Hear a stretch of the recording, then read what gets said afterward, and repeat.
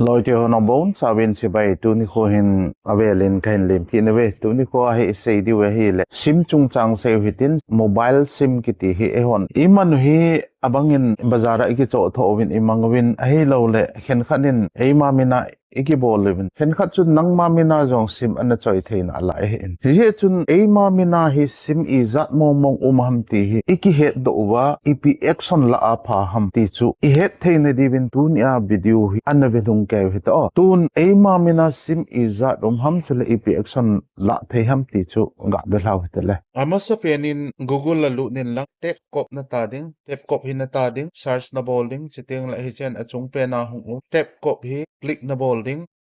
hi chi hi government website hi je chun i macha lungboy na ding ompon hi ya hi nangman ep na bol tam tile tol to lew chun che hin 10-digit mobile number atin tu anangma in naman 10-digit mobile number cho enter bolin lang ke man enter ga bolin katin che ka bol chai tan enter ka bol chai tan che ting enter captcha atin chilai captcha he achunga kho ipi ki sun ham captcha he ga fill up mo ite captcha he ka fill up ta validate ga bolin kate captcha ga fill up thang kate captcha chu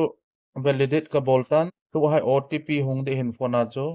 chahe OTP hung ji in OTP chu la ya hin fill up kit ngai hin OTP chu na fill up zo tiang le login hi ga me le chen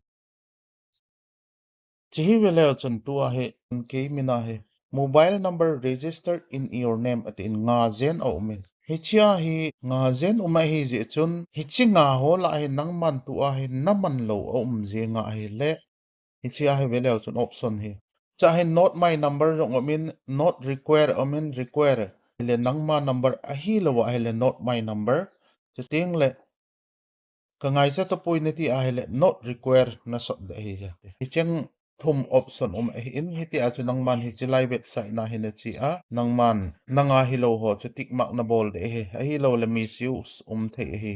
tu chun kain bet sa tabin nang hon jong hi chi website chu government a hi je chun nang ho mina chu mobile number izat anagi che ngon lang nanga hilo ho jong chu nangman